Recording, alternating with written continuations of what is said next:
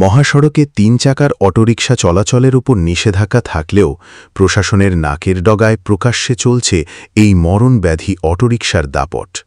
সাভার ও আশুলিয়ার মহাসড়ক দখল করে রেখেছে এই অটোরিকশা। দিন দিন বেড়েই চলেছে অটোরিকশার সংখ্যা ও দুর্ঘটনা।